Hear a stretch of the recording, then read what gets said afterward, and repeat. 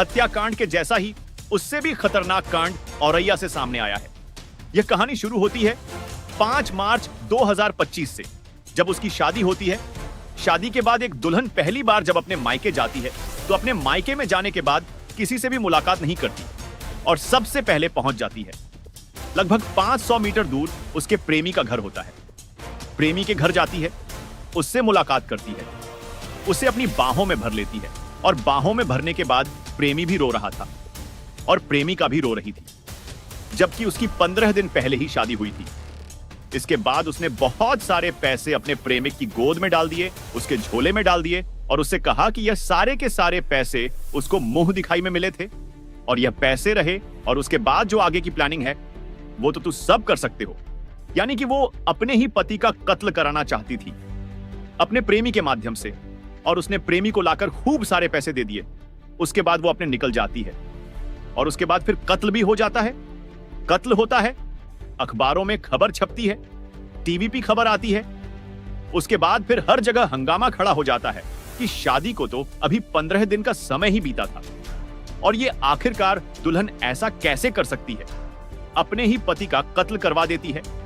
दरअसल करोड़पति बनने के लिए, विधवा बनने के लिए उसने ये पूरी कहानी रची थी। और जब ये कहानी लोगों के सामने आती है तो उत्तर प्रदेश के मेरठ में जिस तरह से मुस्कान रस्तोगी ने अपने प्रेमी साहिल शुक्ला के साथ मिलकर सौरभ राजपूत का कत्ल कराया था और पूरी दुनिया में इस घटना को लेकर चर्चा शुरू हो जाती है, ठीक वैसे ही इस दुल्हन की भी चर्चा शुरू हो जाती है कि किस तरह से उसने अपने प्रेमी के साथ मिलकर अपने पति का कत्ल करा दिया, जबकि उसके हाथों की जो मेहंदी का रंग था अभी फीका भी नहीं हुआ था। नमस्कार साथियों, मैं नीरज विश्वकर्मा। आज की जो सच्ची घटना मैं आपको सुनाने जा रहा हूं, यह सच्ची घटना है। उत्तर प्रदेश के जिला औरैया का एक थाना लगता है। बेला बेला के पास एक ढाबा है और ढाबे के पास एक हाइड्रा मशीन खड़ी हुई थी। वह हाइड्रा मशीन जो कोई भारी वस्तु इधर उधर फंस जाती है तो उसे उठाने के काम आती है। इसी बीच में एक बाइक पर 2 लड़के आते हैं। वह इधर उधर घूम रहे थे, आकर उस हाइड्रा मशीन के पास आकर खड़े हो जाते हैं और जैसे खड़े होते हैं इंतजार कर रहे थे कि इस हाइड्रा मशीन को चलाने वाला कोई व्यक्ति अगर मिल जाएगा तो उससे अपने दिल की, अपनी मन की बात कह सकते हैं। इसी बीच में जो ड्राइवर होता है, ड्राइवर कहता है कि भैया क्या परेशानी है, क्या यहां पर क्यों आए हो, क्या देख रहे हो? और दोनों बाइक सवार कहते हैं कि भैया यहीं पास में ही कुछ दूरी पर एक नहर है और नहर में हमारी कार गिर गई है, क्या आप हमारी कार को निकलवाने में मदद करेंगे? जैसे ही उन बाइक सवार ने उस हाइड्रा मशीन चलाने वाले ड्राइवर से कहा, ड्राइवर ने कहा हमारा तो यही काम है, कोई दिक्कत नहीं है। तुरंत वो बैठा, उसे गाड़ी को स्टार्ट किया, उस मशीन को, और वहां से चलने की जब कोशिश की तो जो बाइक सवार थे वो बोले भैया एक काम करो, पास में ही तो है, पहले जाकर लोकेशन देख लो, क्या तुम्हारी ये हाइड्रा मशीन उस कार को निकाल भी पाएगी या नहीं निकाल पाएगी, इसलिए पहले आप जाकर देख लो और देखने के बाद जैसे भी पैसे हो, पैसे बता देना। जब यह बात ड्राइवर ने सुनी तो ड्राइवर को बड़ा अच्छा लगता है। इतनी साफ सुथरी बात करने वाले कौन मिलते हैं, ऐसे कस्टमर तो मिलने चाहिए। जब ऐसी बात थी तो उसने कहा ठीक है, मैं आपके साथ चलता हूं। यहां से लगभग 7 किलोमीटर दूर एक दूरी तय करते हैं। वहां पर एक जगह लगती है पलिया, और पलिया के पास पटना नहर है और पटना नहर में ही ये जो कार थी वो गिरी हुई बताई जाती है। लेकिन ये थाना पहला था, बाबेला, अब थाना बदल जाता है। ये इलाका लग जाता है सहार थाना क्षेत्र का। जैसे ही वो जो ड्राइवर है, वो ड्राइवर आगे आगे चल रहा है और दोनों बाइक सवार पीछे पीछे चल रहे हैं। ये गेहूं के खेत में होकर जा ही रहे थे और अचानक से एक गोली चलती है और जैसे ही गोली चलती है वो हाइड्रा मशीन चलाने वाले उस ड्राइवर के कनपट्टी पर आकर गोली लग जाती है। वो गिर जाता है। गोली ऐसी लगती है, वो हैंड टू हैंड तो हाथों हाथ तो मरता नहीं है, लेकिन उसकी चीख को सुनने के बाद वो दोनों जो बाइक सवार होते हैं गोली चलाने के बाद वहां से भाग जाते हैं और वो पीछे मुड़कर देखते ही नहीं है कि जिसको मारने के लिए आए थे वो मर भी चुका है या नहीं, मरा है। अब आखिरकार वो भाग रहे हैं और भागते भागते निकल जाते हैं। दूर वो लड़का तड़प रहा था, जिंदगी जीने के लिए चीख रहा था, चिल्ला रहा था और यहीं पास से ही कुछ राहगीर गुजर रहे थे। राहगीरों ने कराहट की आवाज सुनी और कराहट की आवाज सुनने के बाद जब मौके पर पहुंचते हैं तो उन राहगीरों ने बहुत जोर जोर से चीख कर चिल्लाकर जो आसपास के गांव के लोग थे उनको भी मौके पर बुलाया। तुरंत तत्काल प्रभाव से यह सूचना पुलिस को दी जाती है और सहार थाना क्षेत्र की पुलिस मौके पर आती है। जो गंभीर रूप से घायल अवस्था में खून से लथपथ वो लड़का था, जिसकी उम्र ज्यादा से ज्यादा 24 साल के आसपास रही होगी। उसे उठाते हैं और उठाने के बाद विधुना एक सीएचसी है, तो वहां पर यह भर्ती कराया जाता है। भर्ती कराकर पुलिस हटी ही थी कि उस लड़के के फोन पर एक फोन आता है। जैसे ही घंटी बजती है, उधर से पूछा जाता है कि कौन बोल रहा है। इधर से बताया जाता है कि मैं एक पुलिस वाला बात कर रहा हूं। आप कौन बोल रहे हैं? वो सामने वाला पुलिस वाले के बात सुनने के बाद एकदम घबरा जाता है। उसने कहा कि मैं इस लड़के का बड़ा भाई बात कर रहा हूं। नाम मेरा संदीप यादव है। मैं उत्तर प्रदेश के मैनपुरी का था। थाना भोगांव है और भोगांव थाना क्षेत्र का एक गांव लगता है, नंगला दीपा। मैं वहां का रहने वाला बो बोल रहा हूं। आप बताइए कि मेरे भाई का फोन आपके पास कैसे पहुंचा? वो कहता है कि आपका भाई गंभीर रूप से घायल हो चुका है। उसकी हालत ज्यादा खराब है। फिलहाल सीएचसी विधना में भर्ती है। अब जल्दी से आ जाइए। परिवार वाले जैसे सूचना मिलती है, उसके बाद दौड़ कर आते हैं और वो आकर पुलिस वालों के सामने रोते हुए बताते हैं कि आज कन्नौज का एक उमरदा एक जगह है। उमरदा के पास शाहनगर है। वहां पर पुल का निर्माण हो रहा था। वहां का एक छोटा सा प्रोजेक्ट मिला था 19 मार्च 2025 को।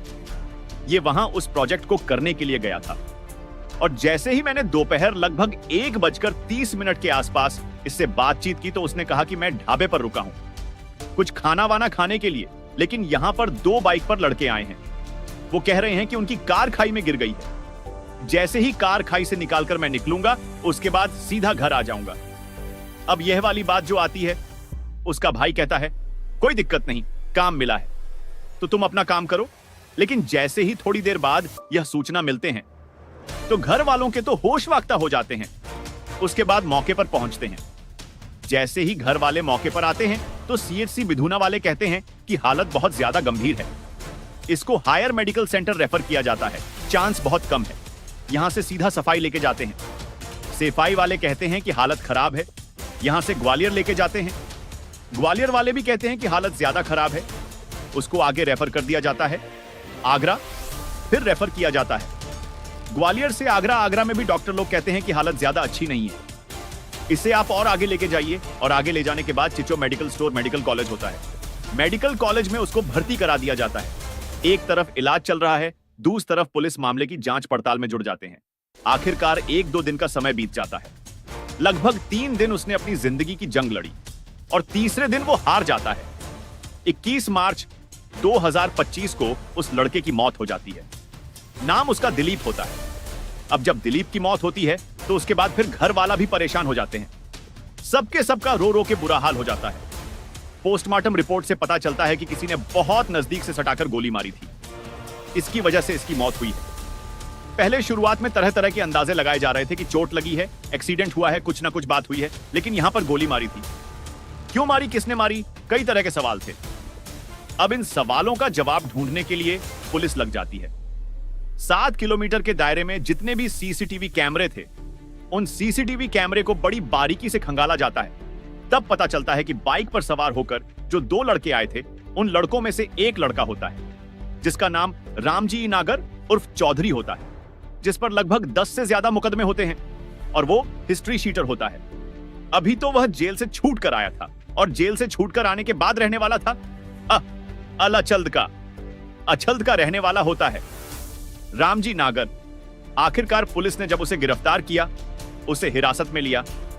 हिरासत में लेने के बाद उससे पूछा कि तुम बाइक पर क्या करने आए थे, तो तुम उसे अपने साथ क्यों लेके गए थे, तुम्हारी उससे क्या दुश्मनी थी। जब पुलिस ने उसे सख्ती से पूछताछ करने की कोशिश की, तब भी वो इधर की बात बता रहा था। लेकिन पुलिस का जो अपना तरीका होता है, जब पुलिस सख्ती से पेश आती है तो कहते हैं कि मुर्दे भी वो बोलने लगते हैं। रामजी नागर उर्फ चौधरी थोड़ी देर में बोलने लगते हैं और कहने लगते हैं कि एक लड़का मेरे पास आया था। पुलिस उस लड़के के पास जाती है। उससे पूछा जाता है कि तुम्हारा क्या मतलब था, गोली चलवा में क्यों मरवाना चाहते थे इसको। वो कहता है कि साहब उसका कोई कसूर नहीं है। एक लड़का है जिसका नाम, जो उसका खास दोस्त है, उसका नाम है अनुराग यादव उर्फ मनोज यादव, जो कि गांव सिंहपुर का रहने वाला है। थाना उसका फफू लगता है, जिला उसका औरैया लगता है। पुलिस वाले अब इसकी तलाश में जुड़ जाते हैं। आखिरकार अनुराग यादव को गिरफ्तार किया जाता है और गिरफ्तार करने के बाद जब उससे भी सख्ती से पूछताछ की जाती है, पुलिस अपने तरीके से बातचीत करती है तो थोड़ी देर में तोते की तरह वह गिनती गिनना शुरू कर देता है, सारी बात बताना शुरू कर देता है। वो कहता है कि उसी के गांव की एक लड़की है। प्रगति यादव उस लड़की का नाम है जो कि उसके घर से लगभग 500 मीटर की दूरी पर रहती है। उस लड़की का नाम जैसे ही आता है, यह बात जब लड़के के परिवार वालों को पता चलती है तो वाकई कई लोग तो बेहोश हो गिर जाते हैं। बेहोश होके गिरने वाली बात यह भी थी क्योंकि 15 दिन पहले ही तो उसकी दुल्हन बनी थी।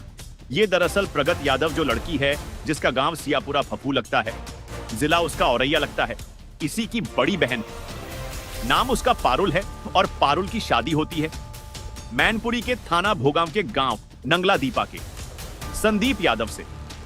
संदीप यादव से शादी होती है और कुछ दिन के बाद बातचीत शुरू होती है तो पता चलता है कि संदीप के ही छोटे भाई दिलीप यादव से उसकी शादी की बात तय हो जाती है और 5 मार्च 2025 को बारात आती है और बारात में उसे दुल्हन बनाकर अपने साथ ले जाते हैं। 6 तारीख को यह सीधा अपने ससुराल जाती है। ससुराल जाने के बाद जो भी रीति रिवाज होते हैं, जो भी अपने काम होते हैं, दुल्हन की जब मुंह दिखाई होती है तो गीत गाए जाते हैं, खुशियों के गीत गाए जाते हैं। पूरा घर परिवार सबके सब खुश थे और यह घर, क्योंकि यह करोड़पति फैमिली थी, बताया जाता है कि इनके घर में हाइड्रा और क्रेन जो मशीन है 20 से ज्यादा यानी 222 के आसपास इनके पास हाइड्रा और क्रेन मशीन है जिनकी कीमत करोड़ों रुपए में बताई जाती है। अच्छी खासी प्रॉपर्टी भी है जिसकी कीमत करोड़ों में बताई जाती है। लेकिन यह भी जानकारी मिल रही है कि संदीप इसके फम का भाई है, यानी कि सगा भाई नहीं है, परिवार का भाई है और इसी यह इकलौता लड़का था जिसके पास अथाह संपत्ति, अथाह दौलत थी। करोड़पति घर का लड़का और उसकी शादी हो जाती है प्रगति यादव से। लेकिन कोई नहीं जानता था कि प्रगति यादव से जो शादी होती है उसका पिछले 4 साल से एक लड़के से गांव का ही लड़का है। नाम उसका अनुराग यादव है। उसी से ही इसका अफेयर चल रहा है और उसे शादी करने के लिए वो बेपनाह उससे मोहब्बत करती है। इतनी मोहब्बत करती है कि वह अपने हाथों की नस भी काट लेती है। लेकिन घर वाले उससे शादी को तैयार नहीं होते क्योंकि जो उसका काम है, उसका जो वर्क है, वह ट्रैक्टर पर ड्राइविंग का काम करता है, मेहनत मजदूरी करता है। घर वालों को यह रिश्ता पसंद नहीं था। घर वालों ने जोर जबरदस्ती की और उस लड़की की शादी जो दिलीप यादव से कराते हैं तो वो तैयार हो जाती है। अब जब तैयार हो जाती है तब यह बात पता चलती है अनुराग यादव को। अनुराग यादव कहता है कि तुम तो कहती थी कि तुम्हारे बिना जीऊंगी नहीं, मरूंगी नहीं, सब कुछ तो तमाम तरह के कस्मे वादे तुमने की खाए हैं, अब तुम ऐसे कैसे धोखा दे सकती हो। वो कहती है कि परेशान होने की जरूरत नहीं है, एक प्लान है, वो बेहतरीन प्लान है जिससे तुम्हारी भी जिंदगी बदल जाएगी और अपनी भी जिंदगी बदल जाएगी। वो कहती है कि शादी मैं अपनी बहन के देवर से कर लूंगी और उसके बाद उसका कत्ल कर देंगे, मैं विधवा हो जाऊंगी। घर वालों को कोई लड़का मिलेगा, नहीं मिलेगा तो वो आसानी से तैयार नहीं होगा और वो तैयार हो गया तो फिर मैं तैयार नहीं होंगी। मेरे पास एक ही ऑप्शन बचेगा, मेरा प्रेमी, मैं उससे शादी कर लूंगी, बस तुम्हें उसका कत्ल करना है। उसके पास जो बहुत सारी करोड़ों की प्रॉपर्टी होगी वो प्रॉपर्टी भी अपनी हो जाएगी। इस तरह का जब सपना उस प्रेमी को दिखाया गया तो प्रेमी कहता है ये तो बहुत ही शानदार प्लान है। आखिरकार शादी तय हो जाती है, सब कुछ हो जाता है, बारात जाती है और लड़की वहां पहुंच जाती है। मुंह दिखाई में अच्छे खासे पैसे मिलते हैं, ज्वेलरी मिलती है, सब कुछ मिलता है। 10 मार्च 2025 को यह शादी के बाद पहली बार अपने मायके आई थी और जो भी माल मसाला, जो भी पैसे वैसे इसने इकट्ठे किए थे लाकर अपने प्रेमी को दे देती है। कहती है कि इंतजाम करो जितनी जल्दी हो सकता है, अपना काम करो, अभी काम हो जाएगा तो फिर हम पुलिस की नजरों में नहीं आएंगे। इसके लिए वाकत बहुत प्लानिंग करते हैं, चाहे वो बेहतरीन आइडिया मिल सके। प्रेमी और प्रेमिका जो कि दुल्हन थी, जिसके हाथों की मेहंदी का रंग अभी फीका भी नहीं पड़ा था, आखिरकार वह प्लानिंग कर रहे थे और प्लानिंग करते करते वो जो प्रेमी होता है अनुराग यादव, वो सीधा पहुंच जाता है अपने एक दोस्त के पास। दोस्त कहता है कि दोस्त, मुझे कुछ मदद चाहिए, मुझे एक ऐसा व्यक्ति चाहिए, शूटर चाहिए जो कि किसी की हत्या कर सके। इसके लिए नाम सामने आता है रामजी लाल का। रामजी लाल नागर जो होता है उसके नाम सामने आता है। वो अभी जेल से छूटा था, उस पर लगभग 10 के आसपास मुकदमे होते हैं और उसे से तय कर दिया जाता है। अब वो पूछता है कि हम लोग कैसे पहुंचेंगे, तो ये प्लानिंग करते हैं कि व्हाट्सएप थ्रू से कनेक्ट जो रहेंगे, प्रेमी प्रेमी का पति से भी कनेक्ट जो होगा, वो व्हाट्सएप थ्रू तारीख को उसे प्रोजेक्ट मिलता है कन्नौज का, और ये पूछती है कि तुम कहां पे हो। जी, वो बताता है कि मैं अभी कन्नौज से निकलकर वापस आ रहा हूं, और इसलिए तुम परेशान क्यों हो, क्या बात है। वो कहती है बस ऐसे पूछ रही थी, तुम्हारे बिना मन नहीं लग रहा। जैसे ही उस ढाबे का जो लोकेशन दिया जाता है, लोकेशन देने के बाद वो अपने प्रेमी को देती है और प्रेमी देता है उसका शूटर को। शूटर अपनी बाइक लेकर तुरंत पहुंच जाता है और इस हिसाब से वो कत्ल कर देता है, हत्या कर देता है। लेकिन कहा जाता है कि कितने भी छात्र क्यों ना हो, कोई भी कातिल, कोई भी अपराधी, लेकिन वह बच नहीं सकता। जब पुलिस अपनी ईमानदारी से जांच करने पाती है, ना तो जमीन के 7 तह भी खोद कर वो उस कातिल को, उस अपराधी को बाहर निकाल लेती है। और इस घटना को ज्यादा वक्त हुआ ही नहीं था, अभी उस लड़के की जो मौत होती है वो 21 मार्च 2025 को होती है, और पुलिस ने 24 मार्च 2025 को इस घटनाक्रम का खुलासा कर देती है। जैसे घटनाक्रम का खुलासा होता है, यह कहानी भी सोशल मीडिया पर बहुत तेजी के साथ वायरल होने लगती है। ठीक वैसे ही जैसे कि उत्तर प्रदेश के मेरठ में मुस्कान रस्तोगी ने अपने पति सौरभ राजपूत की हत्या की थी। उसके टुकड़े किए और टुकड़े करने के बाद एक नीले रंग के ड्रम में पैक कर दिए थे। उस पर बहुत सारे मीम भी बन रहे हैं, बहुत सारे लोग तरह तरह की बातें भी कर रहे हैं। अब वो घटना के साथ साथ इस घटना को भी जोड़ दिया गया, या कि इस लड़की का जिसका नाम प्रगति होता है, और प्रगति ने जिस तरह से अपने पति की हत्या कराई थी वो वाकई अपने आप में बहुत भयानक है। लोग क्या करें, लोग सोचने पर मजबूर हैं किससे शादी करें, और वह पता नहीं वह घर आके क्या तांडव मचाएगी, इसलिए कि शादी ही नहीं करनी।